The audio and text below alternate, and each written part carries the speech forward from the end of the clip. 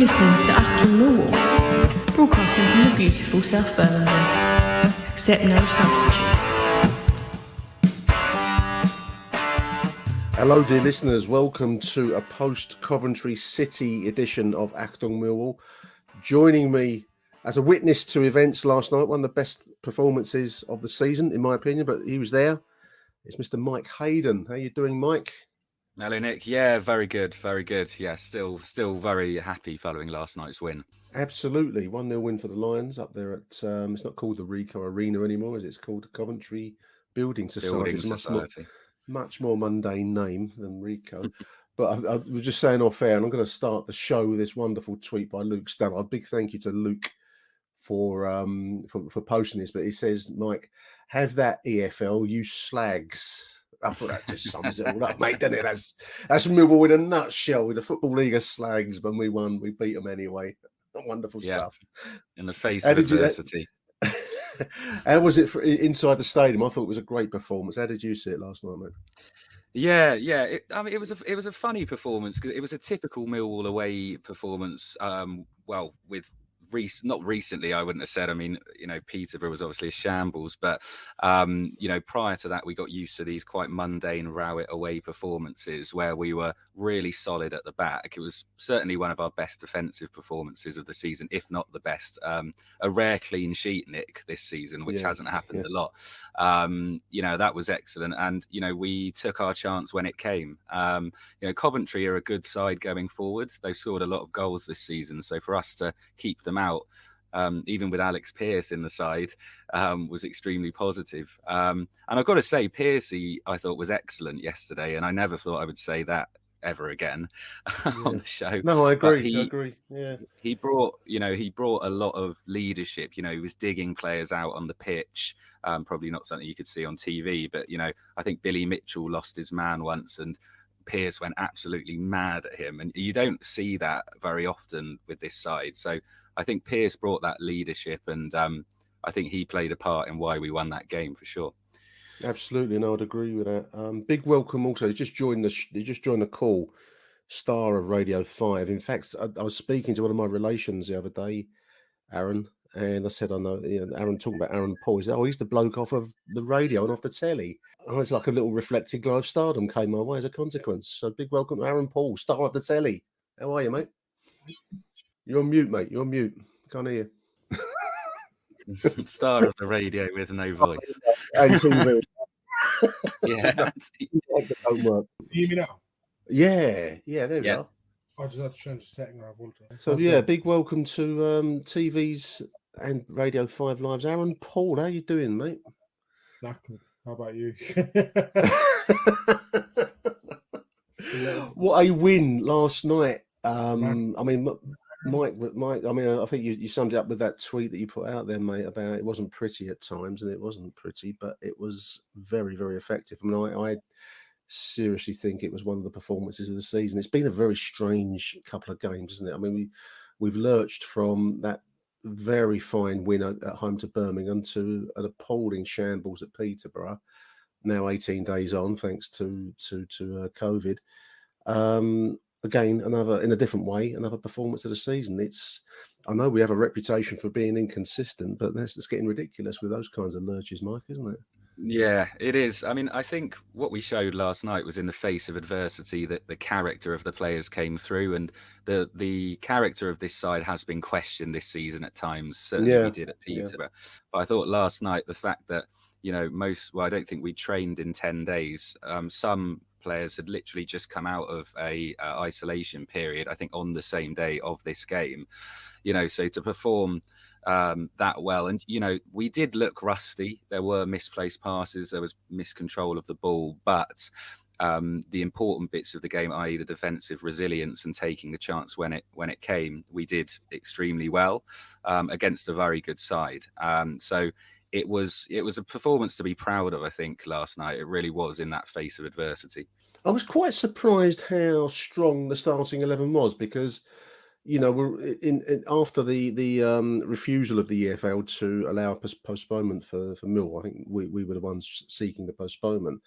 I was kind of expecting the coach driver to turn out in the starting 11, but it wasn't quite as bad a starting 11 as we all feared.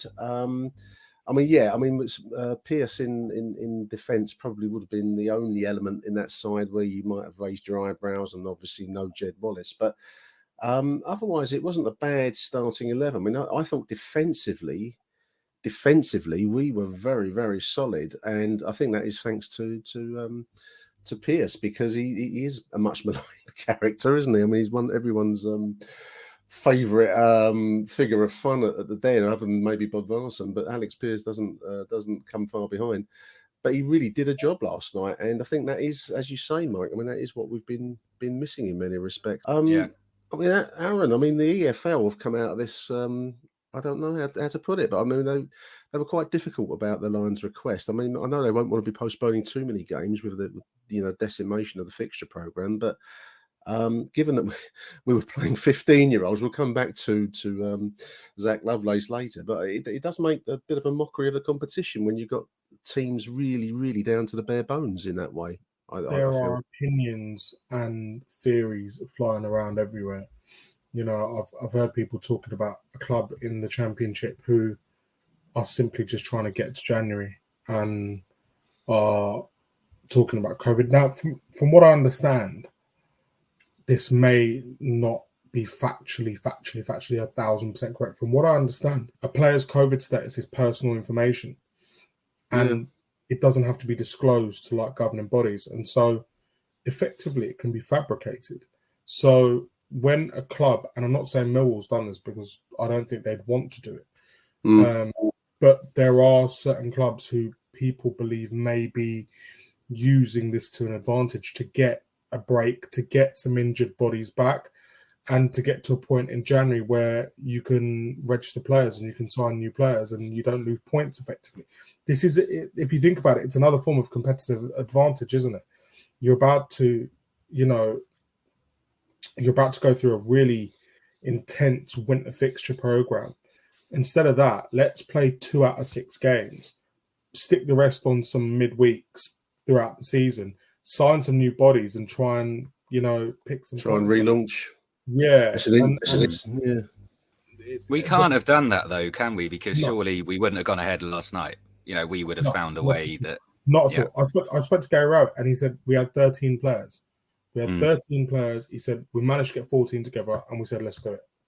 Let's just get on with it. He goes, we had George Saville, Billy Mitchell's the only midfielders, if you like. George Saville was the only out midfielder there.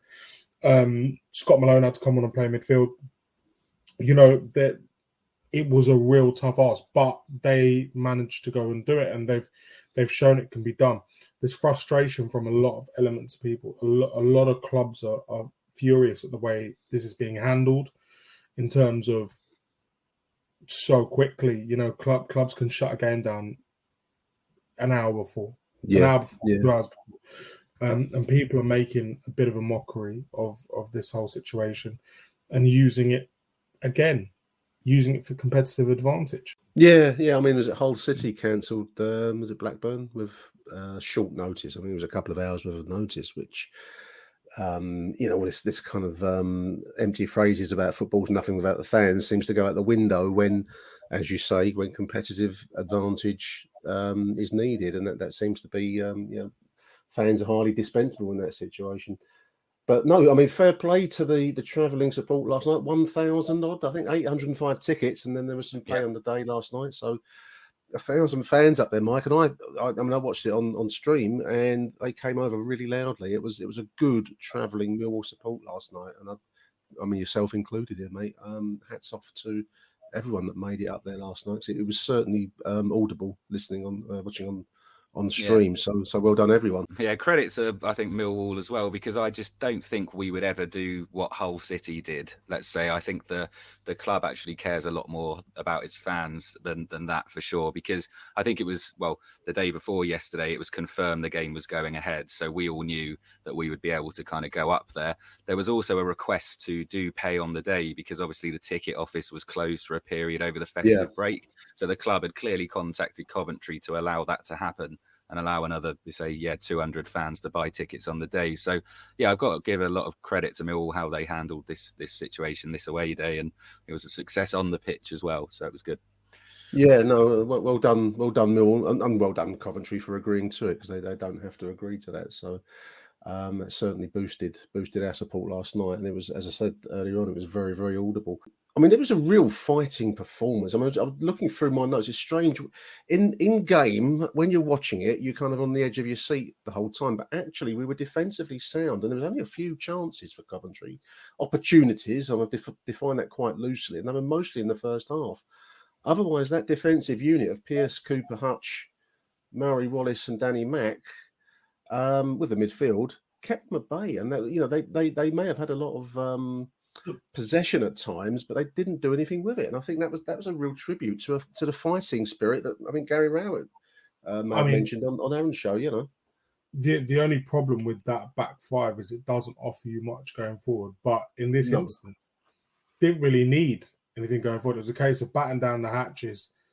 You know that scene in The Wolf of Wall Street when he's like, where are they going? We're going to Europe or something like that. I mean, the captain, the boat's like, we'll batten down the hatches. We'll just look around. There's a bit of chop, and that is what was needed, effectively. And in that back five, you had plenty in there to keep things right, and they did it. I'll be honest, I've never understood the hate Pearce gets. I just think he's an experienced centre half.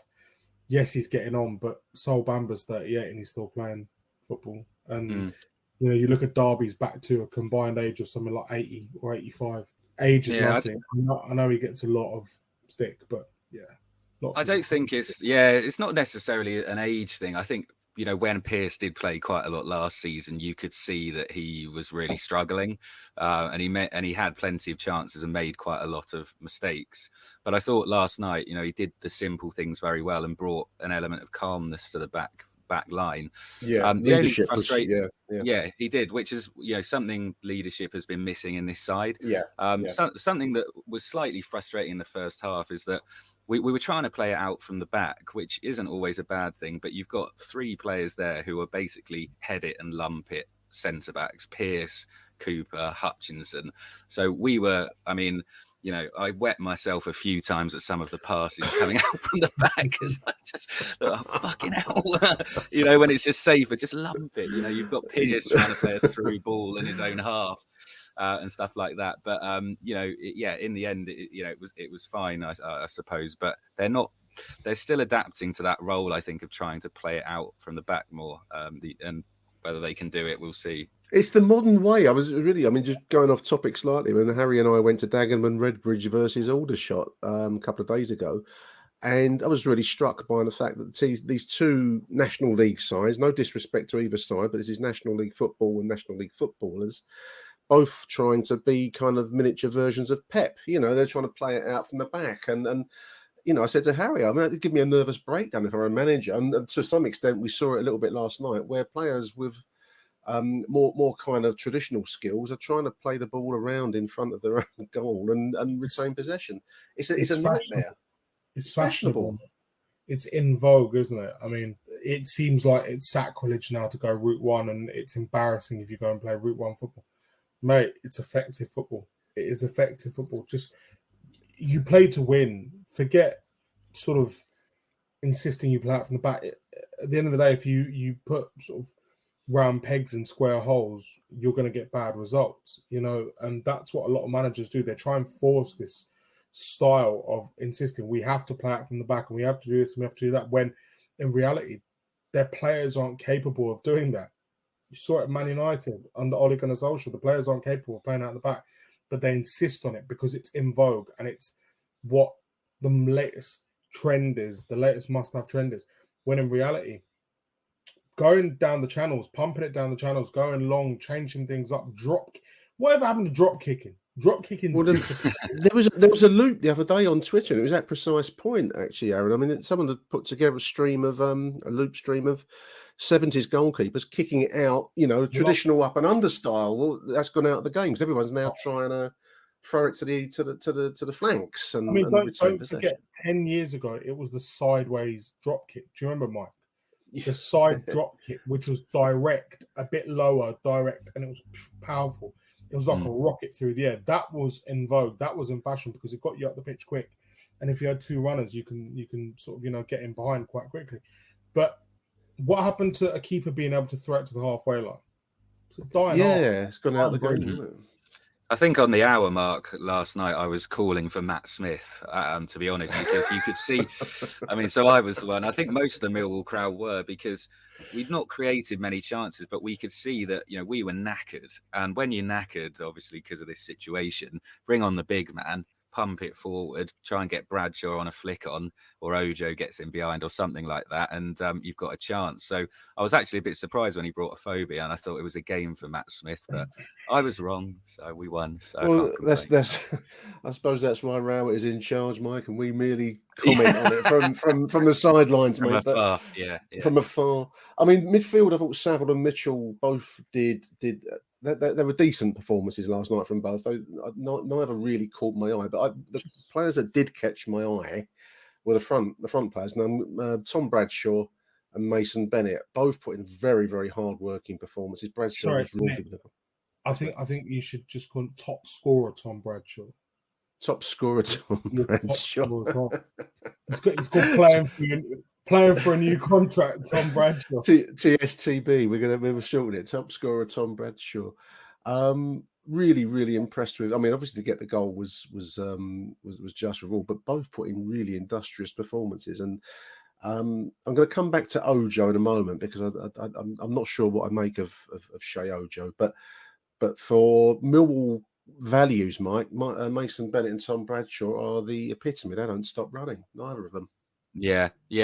What I like about Bennett as well is that although he's small, he's actually very strong, and he can hold off players, and he's just a Millwall player, Bennett. I think he's fantastic. And Bradshaw, this goal scoring run.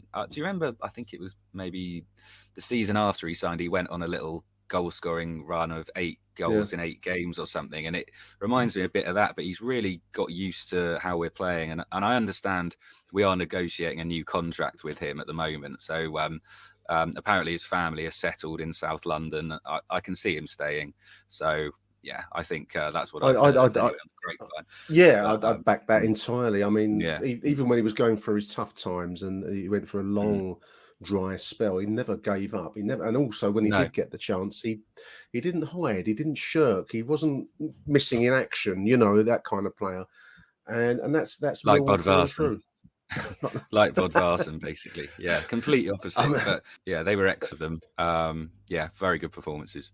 Bodvarsson's a good one to mention. I with all of the talk, Aaron, prior to the game, I kind of expect to see Bodvarsson playing. The fact he wasn't even anywhere. Maybe he's positive. Maybe, I don't know. As we said earlier on, it's personal info, but not to be even in anywhere near this, I don't know. Ben Thompson as well, Nick. I expected Thompson to be in the squad. Yeah, providing he didn't have COVID. Scalak on a short-term 7-day contract. Direct from Prague. Lurch up top.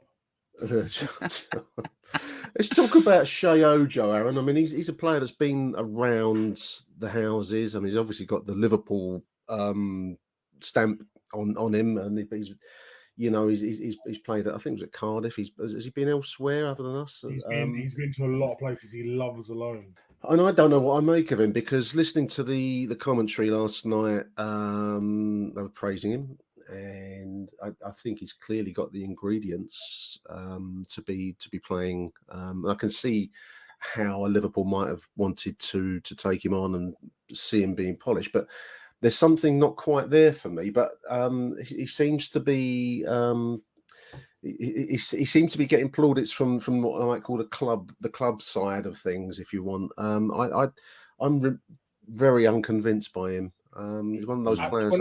At 24, Nick, surely as a winger, you'd think, you'd want to have found a settled club by now. But he keeps bouncing around on these loans. I remember watching him at Fulham 4 or 5 years ago. He was decent. He wasn't anything to write home about. He was decent. He did a job. But again, same problems. Lightweight, not consistent. doesn't find the back of the net enough. No. What have you got? You've got a road runner then. You've actually got a road runner. And sometimes the end product isn't good enough. No. In fact, more often than not, the end product isn't good enough. And too much. I mean, he had a shot. I'm just looking through my notes. Shot and six was high and wide.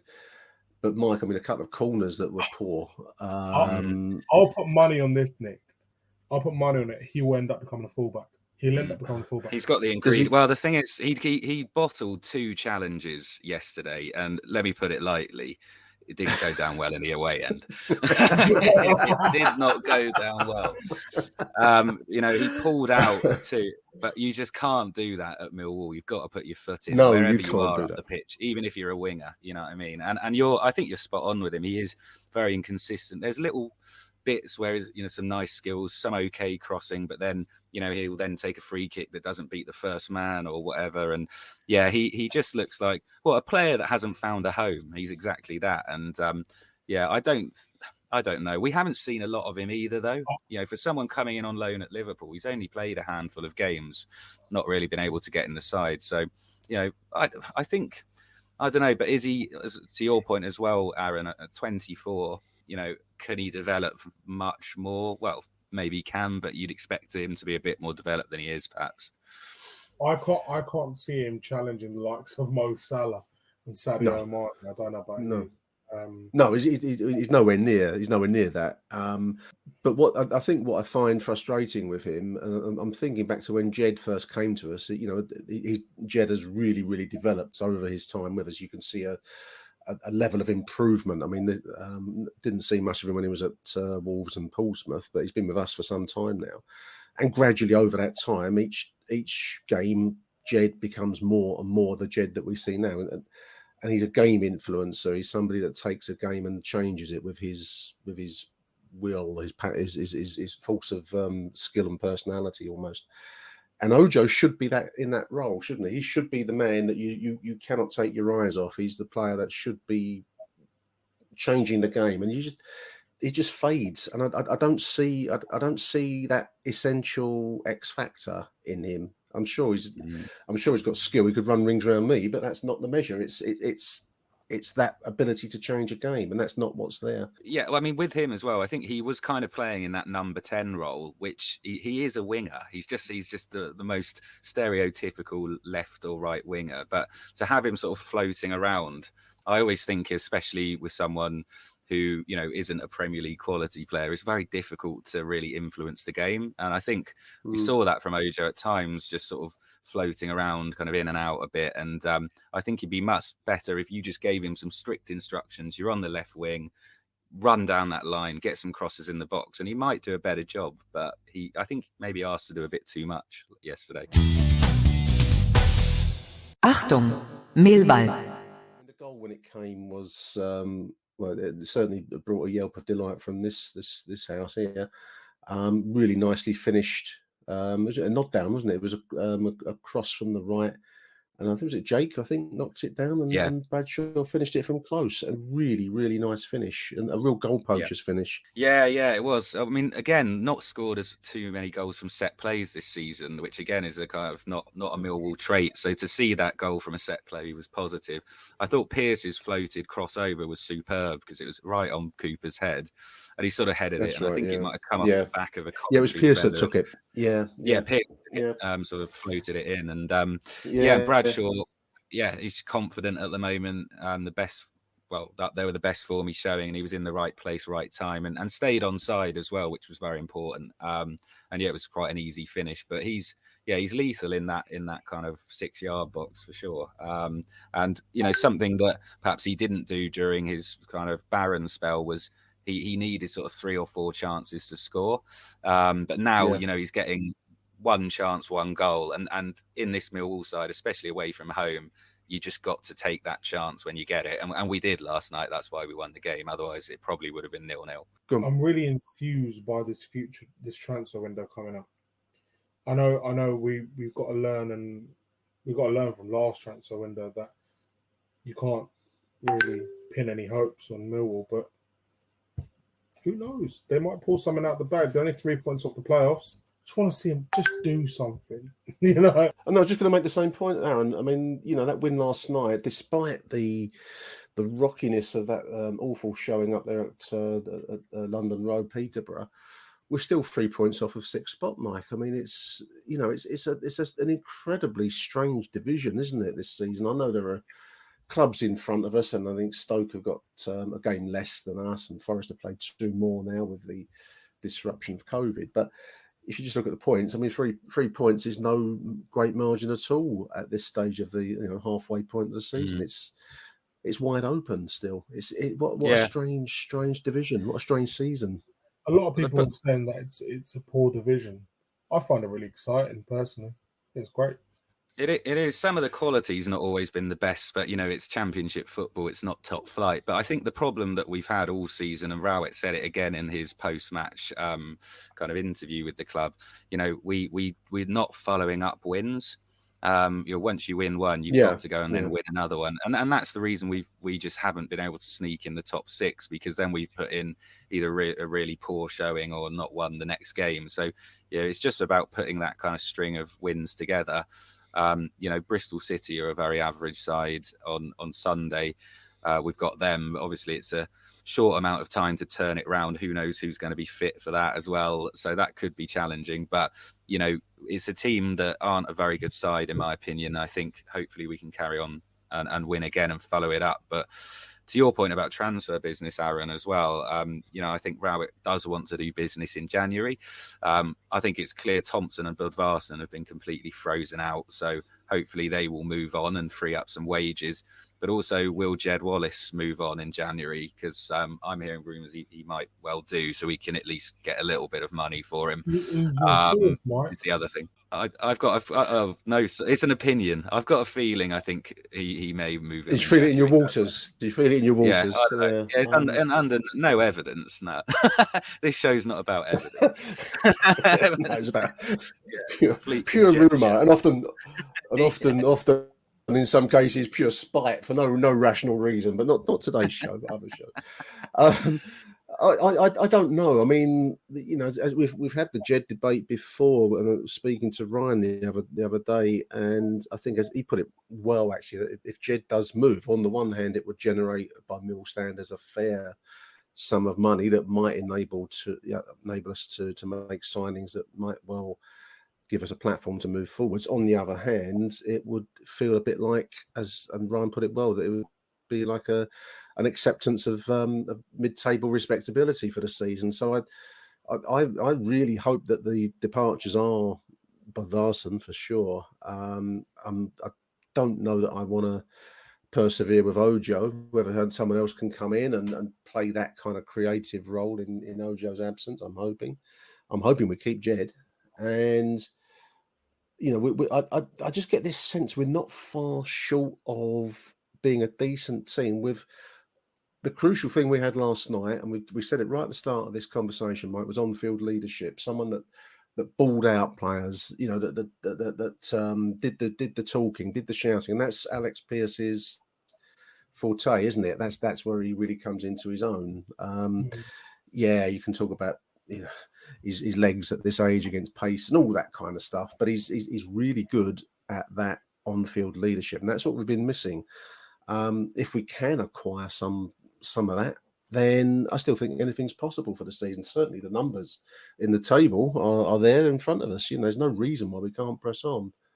I was interested to see some of Gary Rowett's comments after the game as well, Aaron. I mean, the other big story, which we haven't mentioned yet really, is the introduction of Zach Lovelace in 90th minute substitution for Tom Bradshaw, top scorer Tom Bradshaw.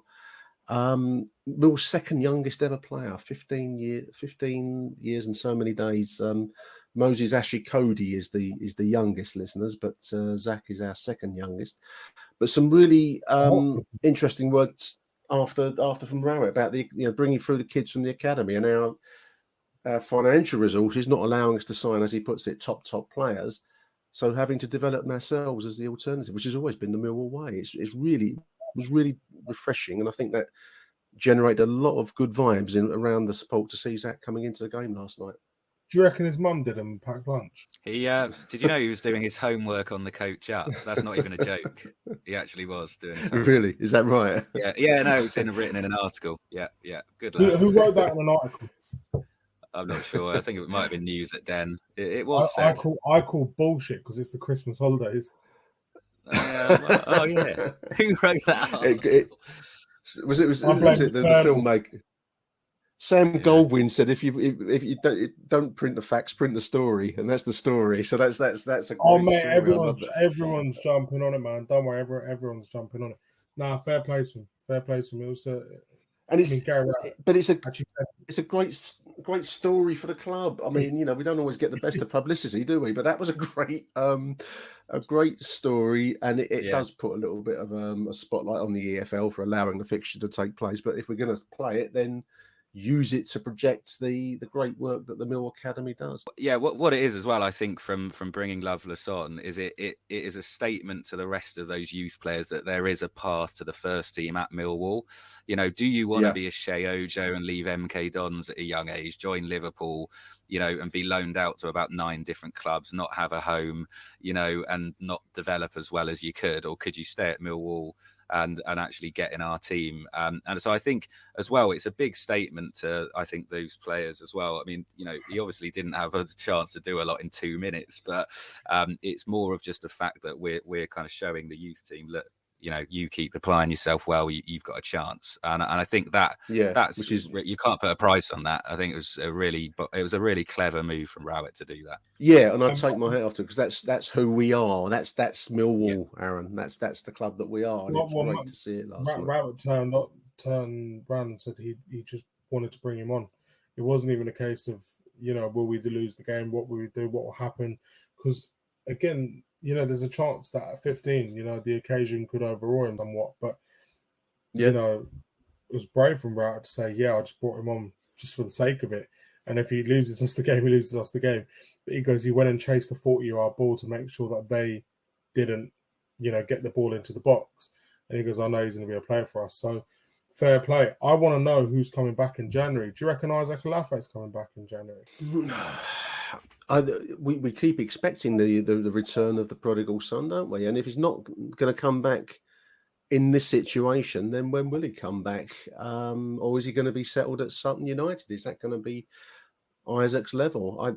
I get every sense that Isaac is a better player. I mean, that's not knocking Sutton United, but you know what I mean, that a team challenging for promotion from the Championship potentially to the Premier League, you'd want to be there if that's going to be the business end of the season from a Lofe's point of view.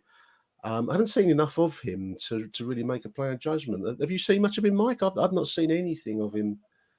Really. No. I've here and there. Yeah, I've got a friend of mine who he lives in Sutton, so he goes occasionally, and said he's a good player. I mean, I think he's of that Benik Afove ilk, essentially quick, strong, gonna press. So that's the recipe for a good Millwall striker. Obviously, he's been playing in League Two. It's a completely different level, the Championship. So who knows? Another player I think, which I see as a long-term replacement for Hutchinson in the next 2 years, is probably Alex Mitchell, who apparently has been really he's been really impressing at Leyton Orient, and Jackett's been talking very highly of him. So perhaps if we are struggling for numbers, he could make a return as well, perhaps this season. Who knows? But yeah, we shall see. Aaron, I think, is the summary for that. Yeah. And just to mention the other 2 youngsters on the bench last night, give them a shout. That was Boateng and Topoloy, I think they pronounced it last night. Apologies to him if that's the wrong pronunciation. Boateng and Topoloy. Both, it's just great to see them on the bench, and some really good words from Gary Rowett post-match for the work of the Mill Academy. Onwards to Bristol City on Sunday, chaps. I mean, that's actually a big game now, isn't it? Suddenly, with the cup game looming against Palace as a bit of a break out of the routine, it'll be great to do what you mentioned, Mike, which is follow up a win with another win. Yeah, and that's exactly what we need to do. I don't think Bristol City have done particularly well this season. I think they're a beatable side. We've not got a bad record there. I think didn't we win 2-0 there last season?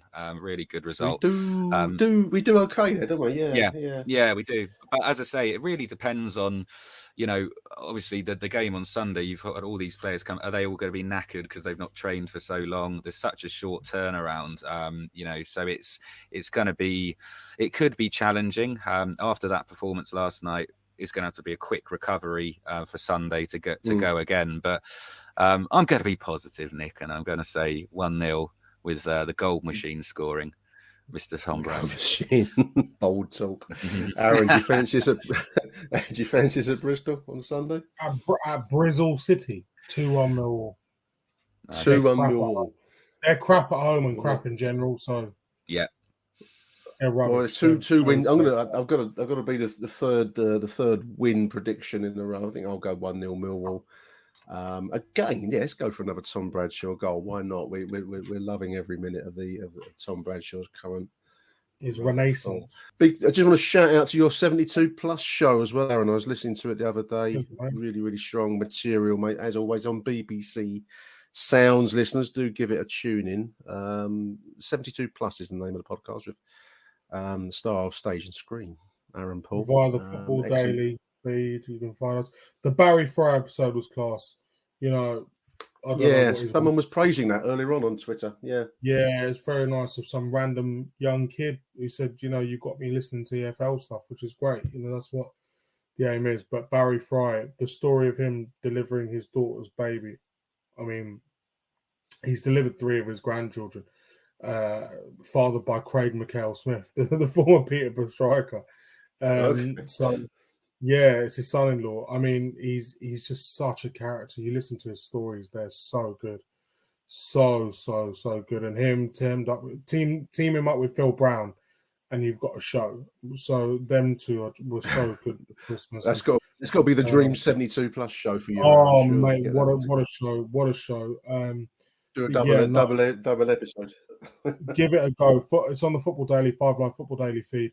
Give it a go. Give it a listen. If you need a bit of a laugh, trust me, that's one for you. There we are. So we close 2021, the strange year of 2021 in many respects, dear listeners.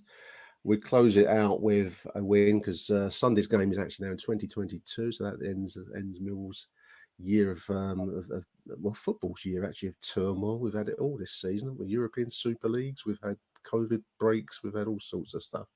So it's quite nice to put it behind us in many respects. Here's hoping that 2022 brings a bit of Millwall good times. Wouldn't that be wonderful? Big thank you to Mike Hayden for joining the show. Thank you, Mike. Thank you very much, Nick, and wishing all the listeners a very happy new year as well. Absolutely. And to Aaron Paul, thank you for joining the show, Aaron. Cheers, Nick. Thank you, everyone. And to you too, dear listeners, for listening. So thank you very much. And we'll be back at the weekend post Bristol City. Fingers crossed. Till then, Arrivederci Millwall, and bye for now. Thank you for listening to Achtung Millwall. If you enjoyed the show, please head over to Apple Podcasts and leave us a cheeky little review. Arrivederci Millwall. Till next time. Who do you want to watch?